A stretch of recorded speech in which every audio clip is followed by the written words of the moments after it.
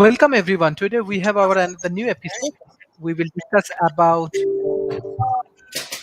carbon as many management issues, and we have to know how to manage these carbons and how we can reduce these carbons. And this is very popular topic, at least for this Asia Pacific. We have our world famous speakers, Professor David Smith, Professor David J. Kelly, Madam Beth Love, and Mr. Dan. I want to start from Professor David Smith. How you want to analyze today's topic, Professor? Sharif, thank you so much. Carbon is one of the real important elements as we're looking at where we're going to become more sustainable in what we're doing.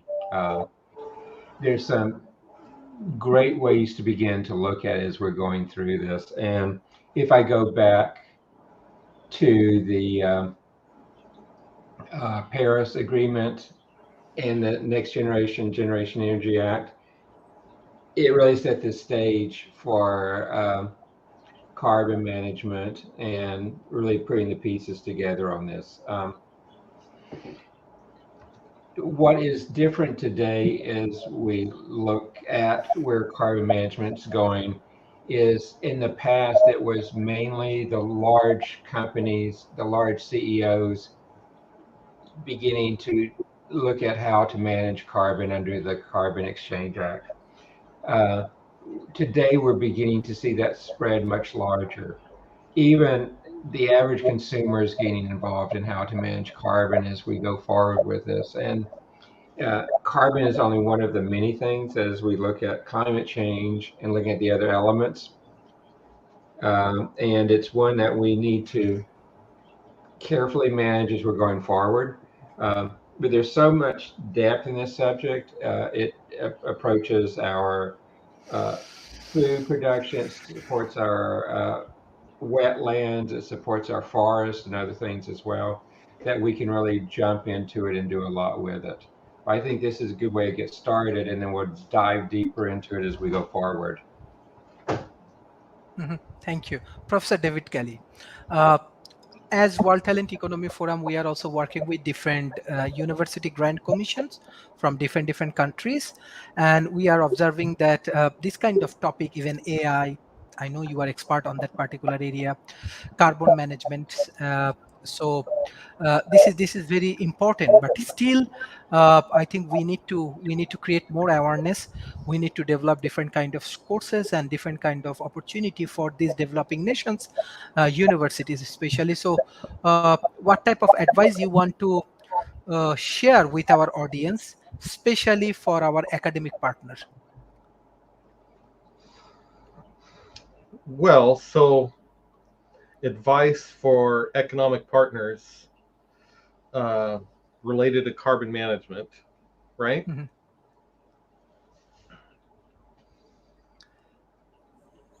Well, I think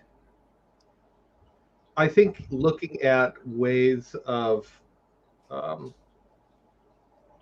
managing carbon that have a positive impact in the business. Um, I think like Boston Consulting Group does a pretty good job of that, and I've been involved with the work there, and it's a lot of times for larger organizations it's about offsetting things as opposed to necessarily stopping carbon output altogether, where it's carbon dioxide and so forth. um, yeah, I've never really actually thought a lot about this particular topic, so it's Mhm. it's Yes, it's I know you are expert in AI. Actually, if I have a questions to you that how AI can help these climate change issues, what type of new technology actually coming for this climate change related issues? If you share, well, I think I'm sure. Yeah, yeah. in that case, actually, there's a lot you can do in terms of like modeling uh, the environment. I have a particular interest in closed biosystem management, Hmm. and with with all of the technology we have nowadays, you can collect a lot more data, and when you have a lot more data, that's when you can apply artificial intelligence to do different kinds of analysis, to look at not just carbon output or carbon dioxide levels, or but there's all kinds of things like you can look at the water chemistry uh, inside a particular or biosphere, particularly like nitrate levels and other things that have a dramatic effect on the ecology. But when you collect all that data, you can determine where there's necessarily problems and address it, whether it's pollutants, whether it's like nitrates, for example, can build up in water that's not cycled enough, and usually solving a problem like that has to do with making sure that there's a lot water movement, or there's enough substrate or places where good bacteria can be exposed to the water. I mean, there's just all kinds of stuff you can do from a biochemistry analysis standpoint, and modeling and identifying what's going on in a particular ecosystem with AI. Mm-hmm. Mm-hmm. Thank you. Madam Betlaf, can you hear me? Madam Betlaf? Yes, Mr. Dan, I think. Hey, good morning, everyone. Important topic. Glad to be back to discuss this. I like the title, Sharif, that you said carbon and other management factors, because we may be overemphasizing. Humans tend to have kind of a silver bullet mentality, like, oh, if we can just solve the carbon dioxide runaway, then everything's going to be fine. Well, yes and no. I mean, why would you limit yourself? I think that the term climate change is kind of an off-putter for some people, because there's so many things that are changing besides the climate. I typed in the chat, we should really call it planet change, because there's so many factors driving. You almost need an AI to keep track of them. And in fact, we do have better AI capabilities. So that's what we need to bring online. I've always been a fan of bringing gamification and location intelligence into these kinds of issues.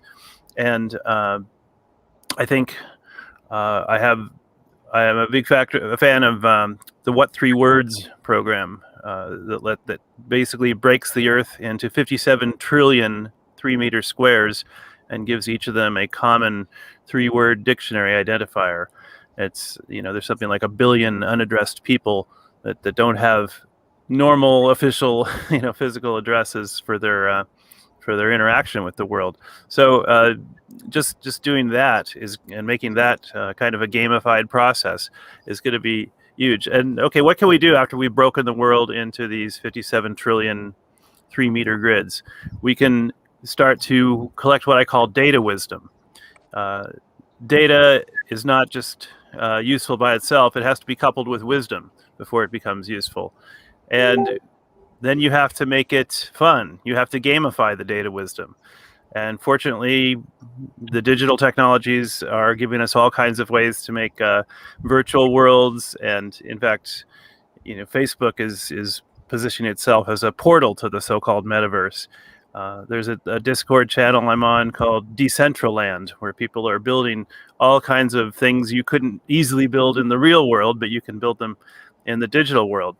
And they use a cryptocurrency called Mana to buy and sell these pieces of virtual real estate. So I don't know, is there going to be a carbon problem in in Decentraland? Probably not, because they're not subject to atoms, they're subject to bits. But if we create these digital twins of our atom-based worlds in the bit-based universe, we can start to do all kinds of interesting problem-solving attacks or solution campaigns, I guess you could say. So we're not trained to think in these ways. I think it's going to be a revolution in consciousness to get people to think in these ways. One thing I love is what's called the overview effect, and that's the cognitive shift that many people experience when they go beyond our planet's tiny, fragile envelope, as we saw Captain Kirk do recently. And the thing that blew him away was how quickly the atmosphere changed from blue to black. It was just, in the space of a handful of seconds, because the envelope of the biosphere is just incredibly small and fragile. And if people get a sense of that, they are going to be motivated to look at what makes us better crew members of Spaceship Earth, as Buckminster Fuller called it. And you don't have to go into space to get the overview effect. Scuba diving is one thing that gives you a sense of that. There are virtual reality experiences that simulate the overview effect. And I think just starting to realize that the Earth is made of 57 trillion 3-meter squares is a way to kind of get an overview effect. And so we can start to do citizen science and collect data wisdom for all these 57 trillion squares. I'm a big fan of local maker spaces. Walt Disney said, if you can dream it, you can do it. Well, I say, if you can dream it, you can DIY it at a makerspace. And you can have tool sharing libraries, and you can meet your neighbors, and you can have local currencies. There's 1,000 different neighborhood currencies. So what does this have to do with carbon management? Well, it's showing you how bigger the universe is of things to manage, other than just CO2 parts per million for different locations. And it's planet change. It's not just climate change. So let's have some fun with it. And I'm gonna yield the floor there. Thanks, Chief. Thank you. Madam Bitlaf, can you hear me? Yes, I can hear you. Yes, thank you. So what's your observations and what you want to share with our audience about this carbon management system? Thank you so much, Sharif, for having me and for always putting together such great topics and great panels. So for starters, as a minister, the word management to me is one of the things that has gotten us into trouble. That as humans, we're attempting to manage the natural world, we're attempting to manage systems. And I believe that we're here rather to be stewards of the natural world rather than to be managers. And I do agree with our last speaker that it's much more than carbon, and that until we start thinking in terms of systems, in terms of the natural Earth system, and all of the ways that our human approach that has been so left-brained and so much about management, so much about manipulation, so much about extraction and exploitation, that until we completely upend that system and instead put in place a system that's aligned with human values, then we're not going to solve any problem in the particular. Because the way we go about solving problems when we're coming from that perspective is very piecemeal. And so we solve one problem, but we cause another. A perfect example is, and I'm certainly not meaning to offend any medical professionals in the world, but often in the Western medicine system, we look at a symptom in isolation instead of a whole body, and we treat the symptom, and then the treatment causes side effects, right? We call these side effects.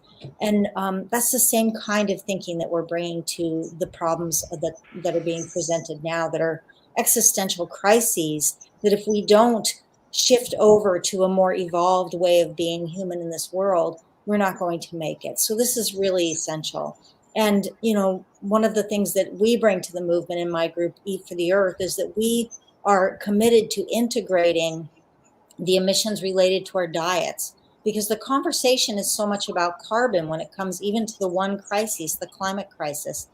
The conversation is so much about carbon, and we know from the science, it's very clear that even if we went to zero carbon, we would still not keep the Earth within the warming that will allow us to continue living as a species. We need to also change our diets, but it's so much more than that. And again, it goes back to the same root.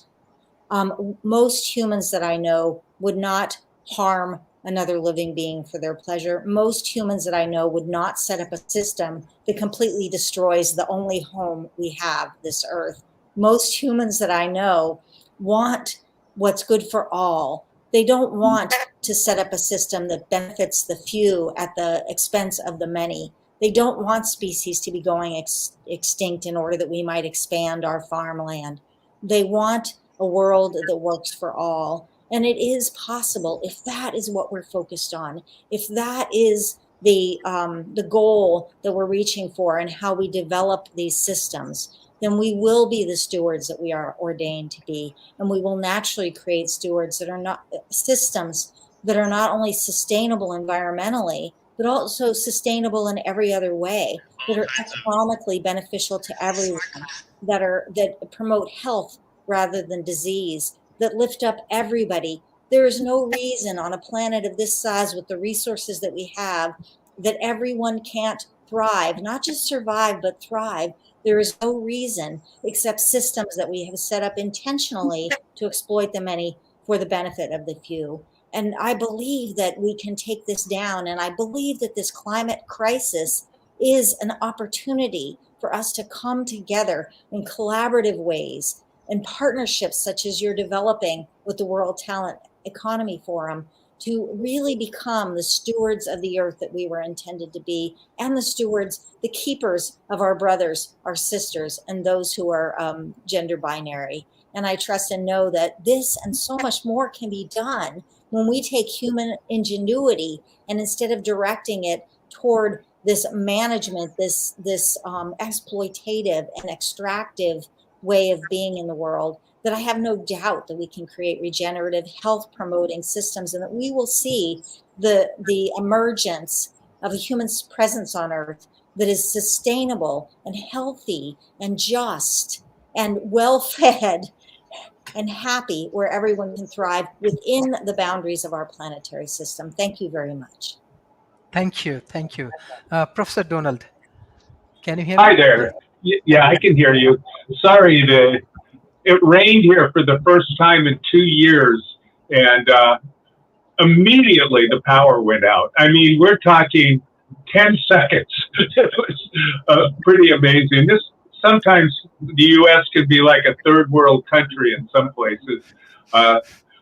Anyway, well, you're managing people is trying to help your organization get some specific outcome that the organization is trying to get, or your team is trying to get, or your division, or whatever part of the organization that you're working for. However, if it's a team or a group of any sort, it's guided by the overall strategy. Oh, I'm really sorry about that. Professor David Smith. Yes. Sorry. Well, I'm sorry.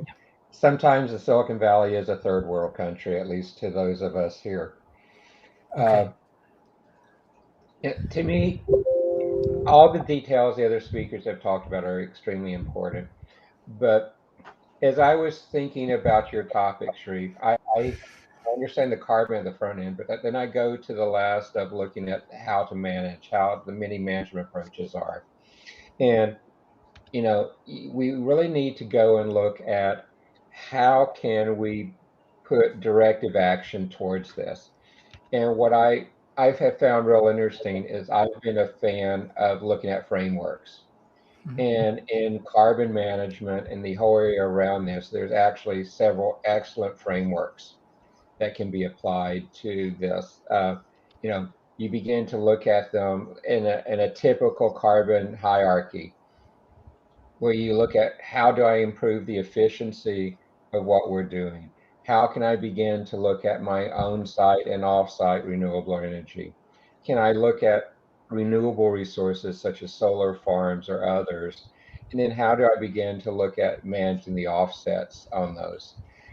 But every place has very unique needs, and you begin to understand that those types of frameworks have to shift and begin to use.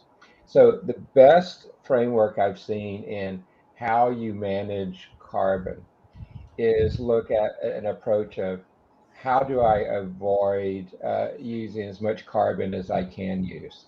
How do I reduce what I have, and how do I become more efficient? Can I substitute? Can I go to other sources to offset my use of carbon? Can I take it and sequester it? Can I go ahead and store the emissions? Can I convert the emissions to other things? Can I use the emissions, for example, in a biomass plant to begin to put other things out at the other end? And really, how do I offset it as a final last approach? To me, though, sequestering is one that we haven't spent enough time understanding. We're involved with a couple of projects in a couple of third world countries where there are areas that have been devastated by over farming. They've been devastated. The lands have been really done. The deforestation there has been intense. And what we begin to do is help them construct some biomass plants where they take the leftovers, what they have from their agriculture, or from their uh, the byproducts of their animals and things there, pull into a biomass plant, and it's really funny. They get power out of it, but at the other side, they also get fertilizer out of it at the end that they can go back and replenish their land, and and that actually the biomass plant reduces the carbon signature for the whole area as well. So sequestration is one area where I think, particularly for third world countries, where they're early enough in the process to begin to put those in place so that they can begin to do that early in the process instead of an afterthought like we have in the United States today. So there's so many different frameworks and different approaches that I think can be employed, particularly in developing nations where they're early enough in the curve, they can have a much greater impact. Thank you. Professor Donald. Okay, let's hope this stays stable. I've been sitting here in the corner for long enough. It looks like it's going to work. What I was saying is that the organizations have to have a strategy, and in theory, everyone in the organization should be pointed the same direction. As one organization's leader that I know said, turning the organization is often metaphorically like turning a steamship. And he said, but actually it's more like turning 20,000 kayaks, because each person in the organization is really kind of going their own direction, and it's a little more difficult to do. But anyway, what is the point of a business? A business is there to make money, and they have an obligation. A public company is owned by the stockholders, and no one person, even Bill Gates and Microsoft, owns the whole company. Usually it's just a teeny fraction of the company, and the company is overseen by a board of directors whose obligation is to the financial markets, not to the company. The management of the company, it is to the company in the sense that it's there to direct the company to make the most money, to audit the financials of the company, and to make sure that the company is headed in the right direction. And there's an underlying part to this, which is that these stockholders are generally mutual funds and large organizations that aggregate the stock. And then what happens is pension funds buy it, and people buy it for their retirement. So it's not necessarily a bad thing that people are managing these funds in a way that they grow, because millions and millions of people are depending on this.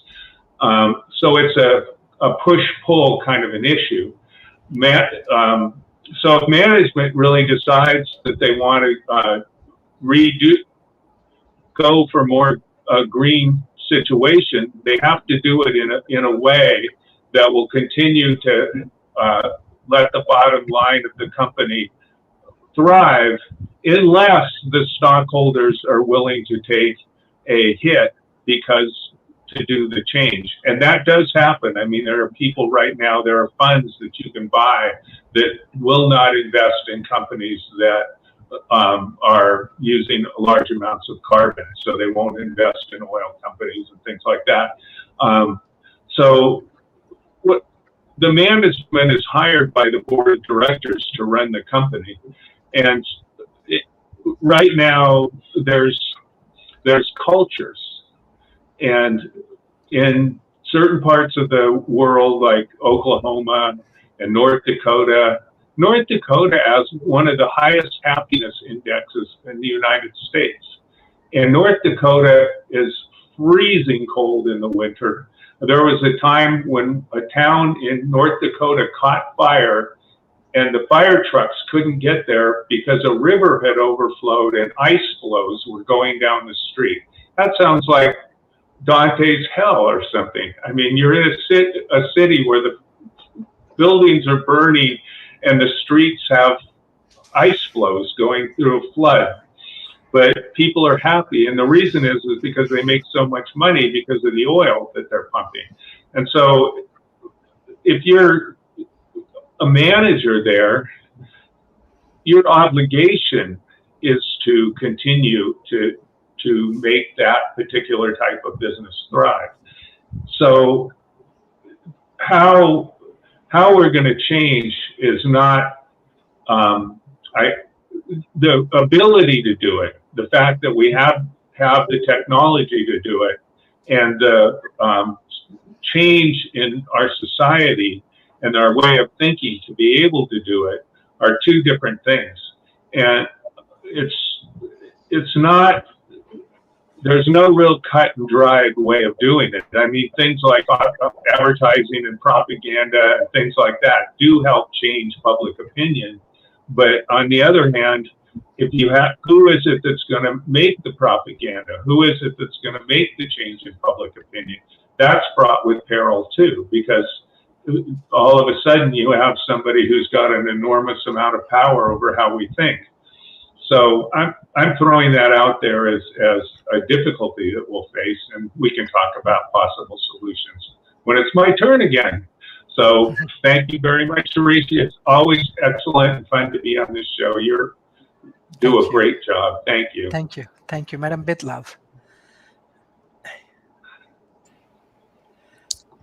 Thank you, Sharif. So many great points today. Yeah, so yeah, again, just to build on what I was speaking about before, you know, we're having multiple interrelated crises. You know, the focus, rightly so, is on solving the climate crisis. What a lot of people don't know is about this idea when scientists say, you know, we may only have 7 years left, or we may only have 8 years left. You know, it's hard to believe because scientists have been saying this for a while, that we only have a little bit of time left. And people imagine that they're talking about some kind of complete collapse where everybody dies in 7 years. And I don't think any of the scientists are talking about that.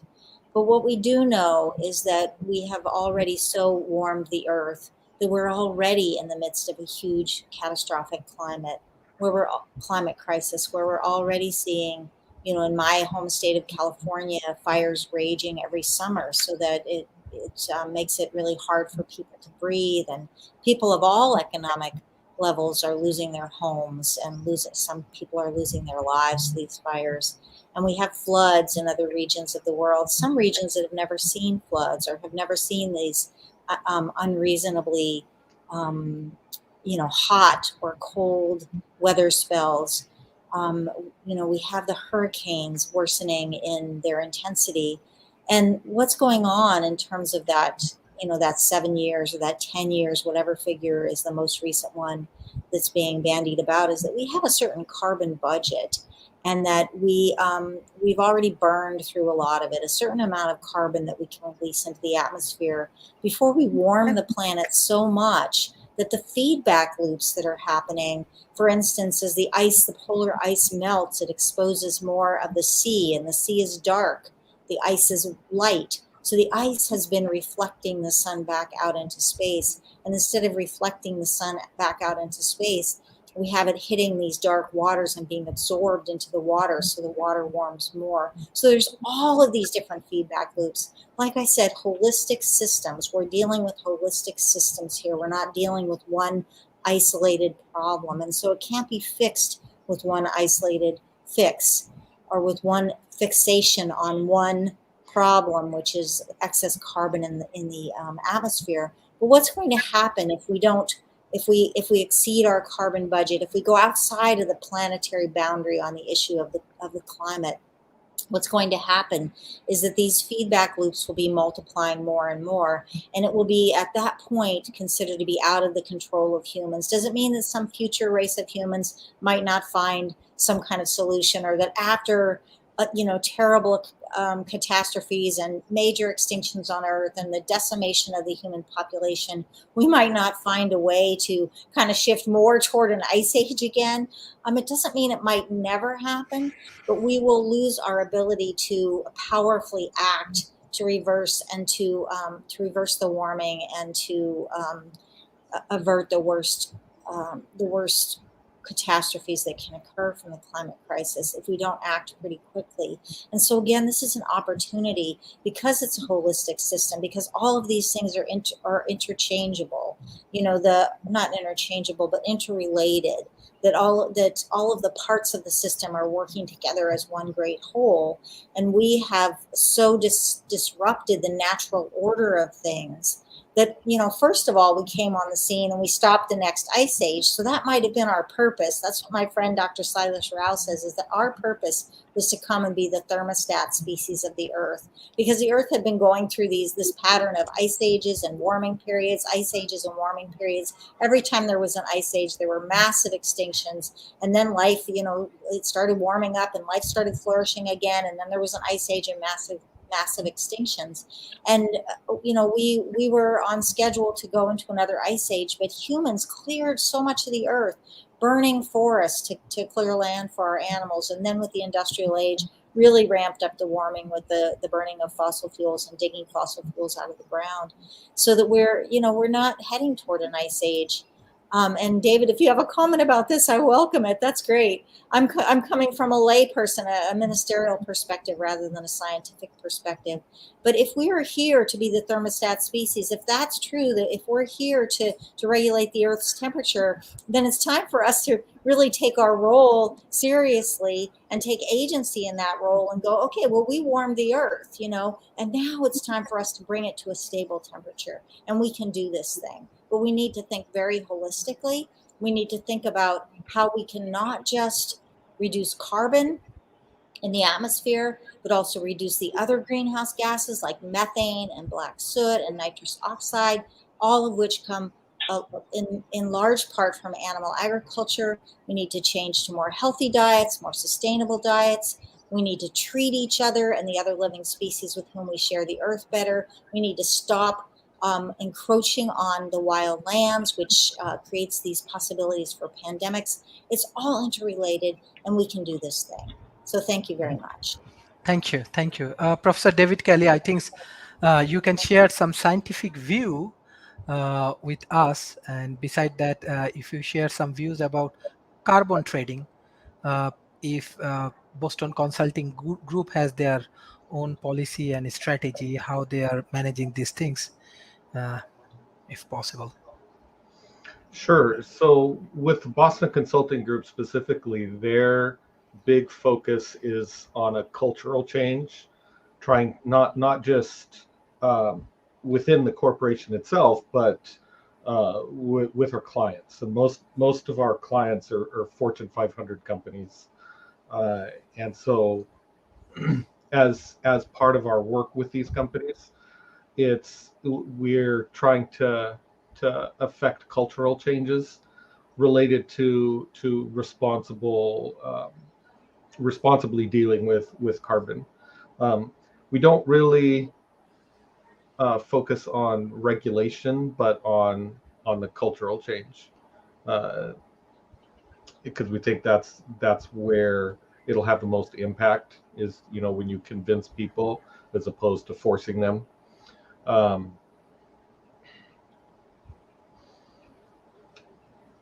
I like I said, I've never really even thought too much about this whole problem except for in biosystem management.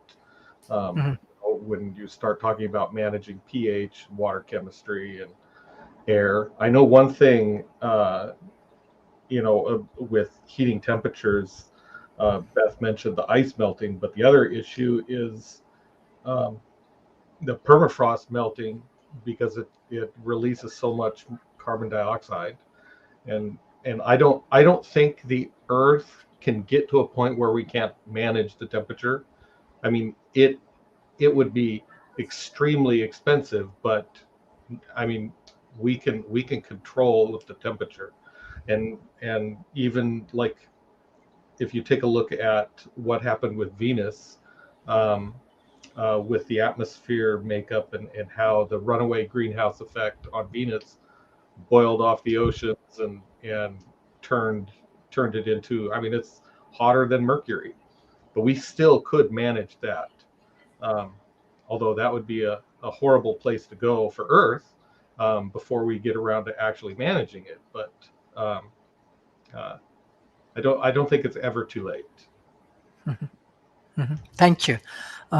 Mr. Dan.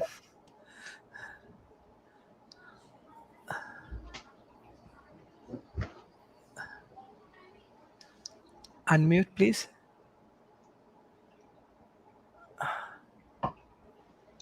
Here we go. Unmute. Sorry, Yes. I lost the control panel. I was trying to close tabs, and there's so many tabs open, it blocked out the StreamYard tab.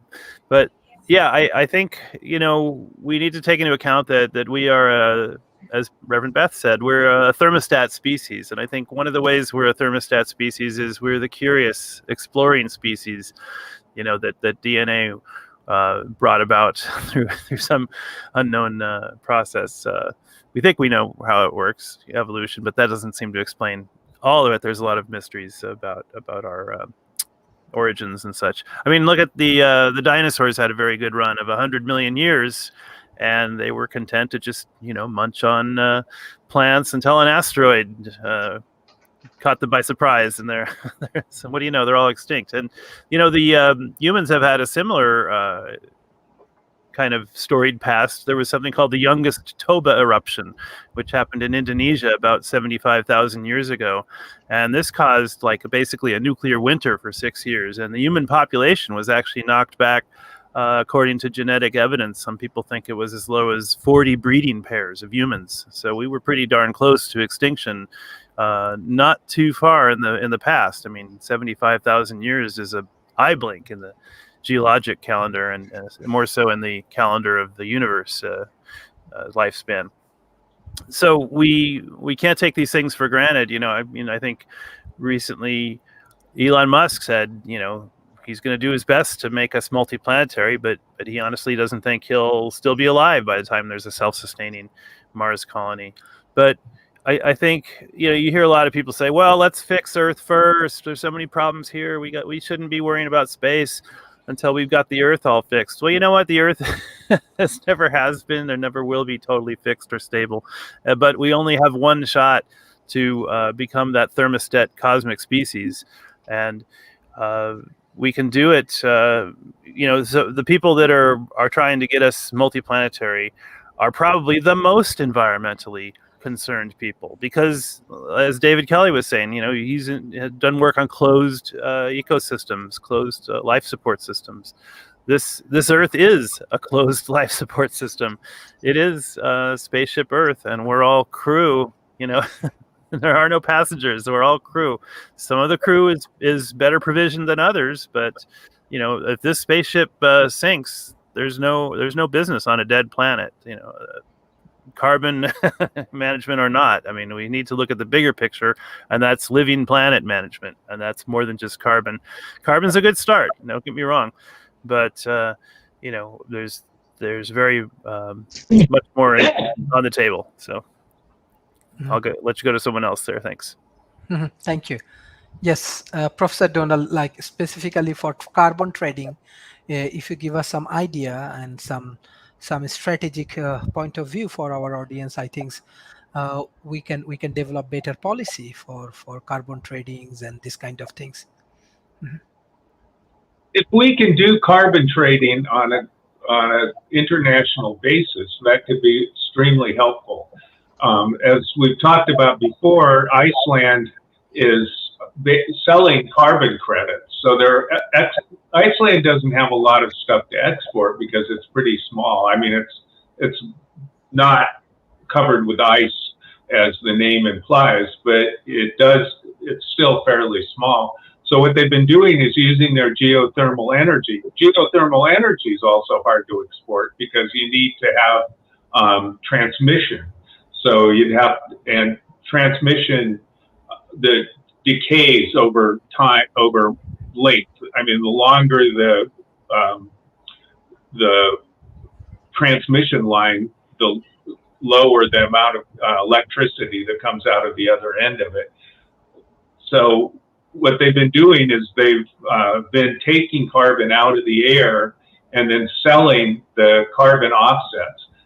The amount of carbon that they're taking out in a year is about 3 seconds of the amount of carbon that's made in the world. So it's really insignificant. But things like that are novel ways of being able to start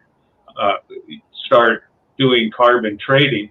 What we really need, especially in the United States, and I think that's a good model for the world, is a carbon tax. So we have to make carbon more expensive. It's too cheap. And then managers and management would be faced with the issue of asking themselves the question, how do I adjust the inputs so that the outputs are the most profitable? And if one of the inputs, the carbon-based energy input starts getting more expensive, then other kinds of inputs, which may currently be more expensive, become cheaper, and they'll have an incentive to switch to those. Now, the big question is, today in the Washington Post, one of the headlines was that they discovered by satellite that there's a giant leak in a methane pipe in Russia. And the Russians deny it, but Russia's open enough that one reporter walked over and looked at it and took pictures of it. So we know it's there. And we need to be able to have some sort of a system where every country is held accountable. Is that possible? Well, I think it is, because recently the Biden administration arranged globally to start making it so that countries can't dodge taxes. So every single country is putting a minimum corporate tax, except right now Ireland and Estonia, but we'll be able to force them to do it, basically. They're little countries, and there's ways of creating import taxes on their exports that would force them to do it. And that's pretty cool. I mean, 150, I don't remember the exact number, but it's about 150 countries agreed to do this, including all the major countries. So it is possible to get together as a world to solve problems, because many of the countries are being harmed by the corporations and wealthy people not paying taxes. In the United States, it's a big problem. And so all of the countries realized that the only way that they were going to be able to get out of this problem was work together mutually. So I see that it's optimistically that it is possible. And I think carbon credits are useful, but they're much, much, much harder to enforce than just a carbon tax, which is pretty straightforward. You could just go to the wellhead and see how much carbon is coming out and tax it right there. It's much easier to tax. And I also want to say that if the countries are working together on this and holding each other accountable, we discovered the methane leak with a satellite. And now it's possible to go around to actually observe where methane leaks are and other sources of greenhouse gases that are causing a lot of trouble, and actually see it and find it, so people can't lie about it anymore. So I think that that was probably the best solution, and I think that we're starting to see that in the United States, at least, it's the only solution that is going to wind up being acceptable and being able to get through our incredibly difficult government. So thank you. Thank you. This is an excellent discussion. I directly want to go for the concluding remarks for today's session. I want to start from Professor David Smith.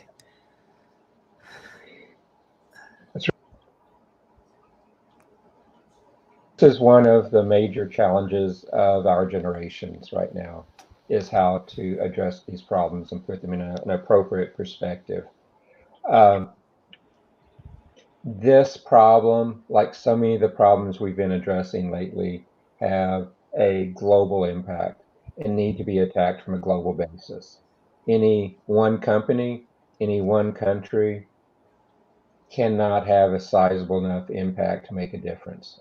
So putting together a global initiative to begin to work on this is a step that will help begin to put progress in place.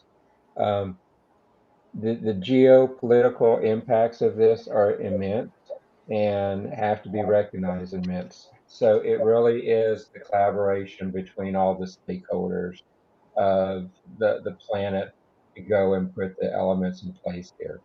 It is a developing as well as a developed nation's problem. It has to be addressed across that whole dichotomy of it. And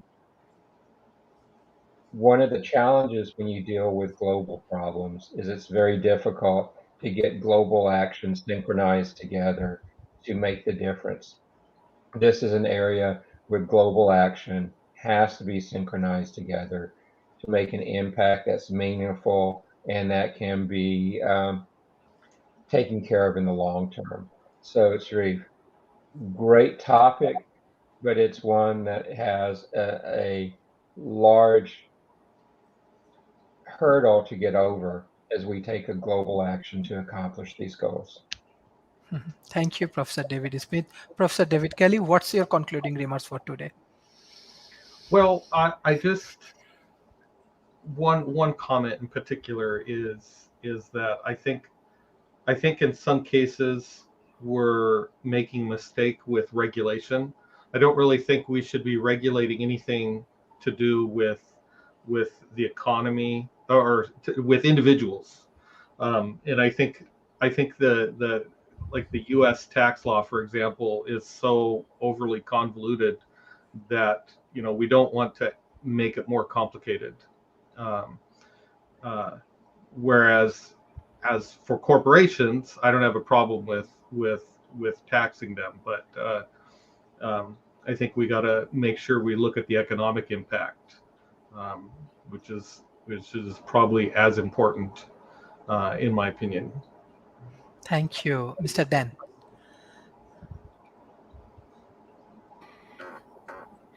Yeah, I think economic policy is going to be huge in addressing our problems. One slogan I like is tax bads, not goods. When you tax a good, you're disincentivizing it. I mean, we should not be taxing the things that we like. We should be taxing the things we don't like, so there'll be less of them. And one way to do that is another philosophy, which is the Henry George idea of basically you have equal access to the resources of nature. You didn't create the land, you didn't create the sunlight, the wind, the oceans. So these things really need to be in economic commons of some kind, and it can still be in a quasi-capitalistic mode if you have an annual auction for the value of these things that are limited resources of nature that people didn't create and rightly shouldn't be able to just monopolize with arms and say, hey, I got here first with the most arms, so it's mine. And I think that's kind of a civilizing process, is as we disintermediate these past systems of aggression and potentially unjust proprietarian claims. But anyway, I think stakeholder equity is where it's at. We're going to move to a civilization where all the stakeholders are present at the table and all of their equity needs are being addressed. And it's useful to look at equity as separate from equality. Equality is just a very quantitative physical idea, but equity is giving people what they need to have equal opportunity, to be equal people at the table of civilization, so to speak. And carbon management is just one of those factors, but it's definitely not the only one. And thanks for these programs, Sharif. You're doing great work Thank on you. bringing people to the Thank table you. with equity. Thank you. Thank you. Madam Betlaf, what's your concluding remarks?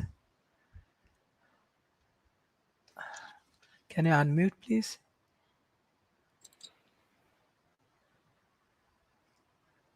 The table, and I just really want to appreciate each person in this room for the passion and the work that you're doing, because you are inspiring people and you are a part of the change that needs to occur and that is occurring. So I want to go back to this idea of carbon taxing and what was mentioned. Dan just mentioned tax the bad, not the good, and that what we need to do is, again, think more holistically. So it's not just carbon, but many things that have an unfair advantage, because not only are they often subsidized, but also there's all these externalized costs. And so it wouldn't be just carbon, but anything that is harmful to the earth and to human life on earth and to life on earth, let's put it that way. Let's stop subsidizing. Let's start paying the true price and stop externalizing costs. And there is a movement within my field, which is called true animal protein pricing, which is asking governments to stop subsidizing and to start taxing the products that are harming the environment and harming human health, animal products, and to start subsidizing fruits and vegetables and other things that are healthy that are currently not so well supported. So let's do this holistically. But in the meantime, yes, it's true, David, that one company cannot solve this problem, but managers of companies have a power, they have a role to play, just as individuals do. Because what we know is that governments do not lead, for the most part, until the people push, that there has to be critical mass, that there has to be this change.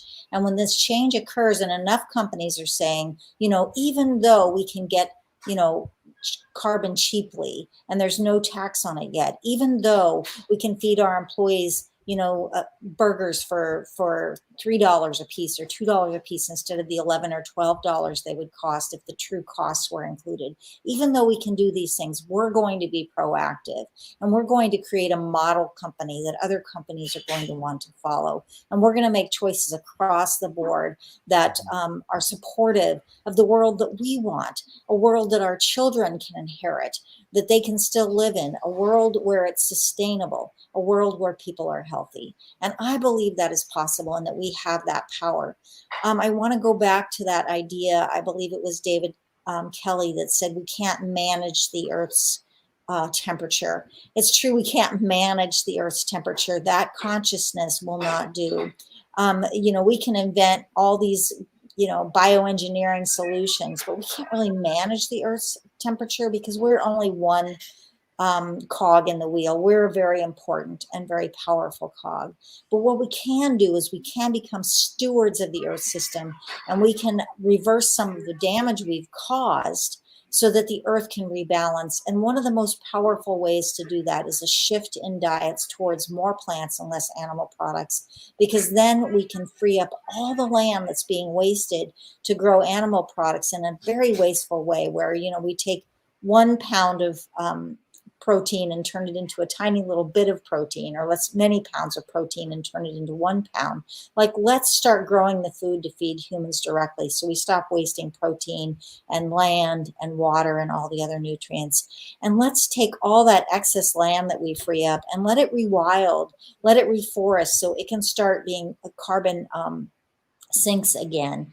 And when we do those kinds of things as stewards of the earth, then we will see a drop in the earth's temperature. We will see eventually a restoration of a balance on earth. And that's what I'm working for. And I'm so grateful to be here. Thank you. It's such an honor. Thank you, Madam Bitlab. Professor Donald, what's your concluding remarks? Said something similar to what I was saying. In a way, we need to maintain. We can't do this from the top down, which is why I think that the carbon tax is especially a good idea, because it puts the onus on the managers. We still have it doesn't change the market dynamics, except for the fact that the pricing's different, and we wind up having the managers having to manage that, and it would definitely reduce the amount. The Economist magazine years ago said that had the good and bad taxes. They pointed out that if we taxed carbon, we wouldn't have to have income tax. And they pointed out that income is good and carbon is bad. So it might be a wonderful thing to be able to encourage people to make more money or do better in life, and not and at the expense of carbon, and then they could manage themselves better. I really appreciate what David's company is doing, because ultimately that's what I'm saying. I think that the model of the idea of an individual and that society is made up of individuals is incorrect. I don't think the research sustains that. I think it's an ideology and that's not sustained by actual research. Because that's my research area. So we're created by the people around us. So if we want to change, everyone around us is going to be judging us and saying to us, well, you're not doing things right. What you're saying is not the way things should be. You're saying things that aren't true. You're saying things that don't make sense. I mean, even in Santa Cruz here, there was a group of people down at one of the street corners with signs that were against vaccination and against masks. And in this particular area, pretty much everyone wears masks inside stores, even though they don't have to because we have low COVID, out of courtesy to everyone else. But still, there's this little nest of people and the reason that they can be that way is that they interact only with each other. And so if you ask them, they'd say to you, well, everybody thinks this, because everybody is all of the people that they talk to. And then they watch Fox News or whatever like that. So the question gets to be, to me, is how is it that we can see the kind of changes that we need in society? And as I've said before, every one of us, there was an article about 4 months ago in Science magazine, which is a very respected journal, that said that we tend to influence each other. So somebody that goes around and talks about the benefits of carbon taxes to their friends and explains it to their friends is actually making an influence. That's the way that we can make the change at the level that I'm talking about. Because as I said, it's the interactions with people that create you. You're a narrative that exists within the particular culture in which you exist. And then it affects management, because there's a lot of research that shows that organizations tend to have the same culture and values as where they are. And it makes logical sense because we're all in these networks of people that are pressuring each other and creating each other. And at an organization, the people that work at that organization live in the community. And so they're going to bring with them the values and beliefs of that particular community. So to sum up, I think that carbon tax is a good way that we can get managers to be able to make it become a management problem or a management issue, and it can be managed. And all of the companies will have the same exact burden, as it were. And so it isn't something where we're going to run into the problem of unfairness and moral hazard of giving one company having that central authority decide who gets what. It'll be completely across the board. And then the other thing is that we can influence the managers to make better decisions or decisions that are more valuable to the world and to the community by knowing what those things are ourselves and telling and talking to others about what we've learned. So thank you again, Sharif, for a wonderful show. Thank you everyone. This is really great information and great session for our audience. Even World Talent Economy Forum, we are collaborating with governments, university grant commissions, as well as different corporations from Asia Pacific. But definitely what we can understand that our speakers, they are from Fortune Global 500 and many interesting corporations.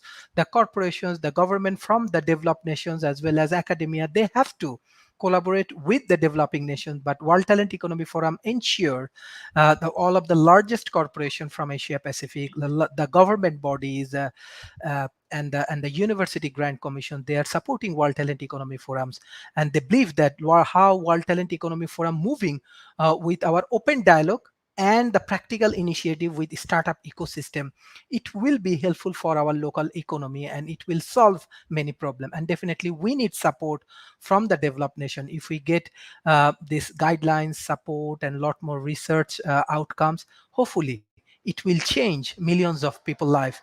And one thing I just ensure that almost from 10 different states, 10 million peoples with their leaders and the organization, they already joined and supporting World Talent Economy Forum initiative. So our initiative more on national developments and more on national contributions. We do not move with the personal interest. So hopefully our contribution will change millions of people's life. Thank you, Professor David Smith, Professor David Kelly, Mr. Dan, Madam Beth Loves, and Professor Donald for your continuous support for World Talent Economy Forum. And I request our audience, please share our content with your government, with academia, and with all of the corporation. Hopefully, this kind of open dialogue can help us to learn more things and we can change human lives. Bye-bye and take care. Thank you. Thank you.